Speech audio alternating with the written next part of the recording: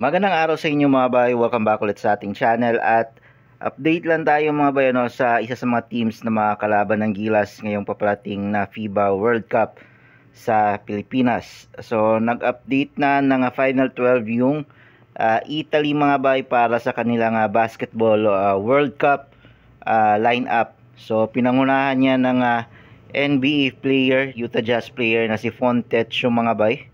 And then dating Boston Celtics at Detroit Pistons player na si Datome, yung Final 12 lineup nila. Okay, so nag-announce sila matapos yung tune-up game nila sa Puerto Rico kahapon.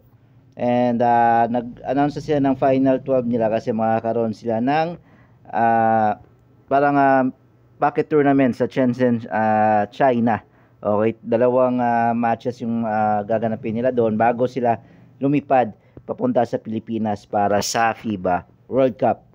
So, tingnan natin yung mga kasali mga bay, sa lineup nila. So, by the way, itong Italy, last game natin doon sila sa group stage. August 29 natin sila mga kalaban.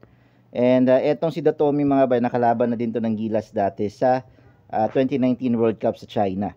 So, siya lang yung kasali dito sa 2023 Final 12 lineup ng Italy. Mura nung last year na World Cup lineup nila. Okay? So, check natin dito yung mga kasama sa members sila mga bayan, nandyan si Marcos Piso, Stefano Tonat, Nicolo Meli, Gianpaolo Ricci, Matteo Spagnolo, Achille Polonara, Mohamed Diouf, okay?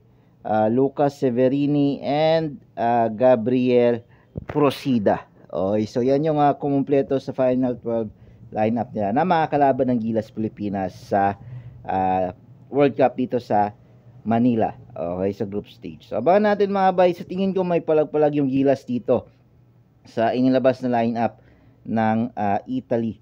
Okay, so sana makadikit yung Gilas at makasilat sila either sa Dominican Republic or sa Italy. O yan yung abangan natin. Yun lang mga bay, maraming salamat sa panonood.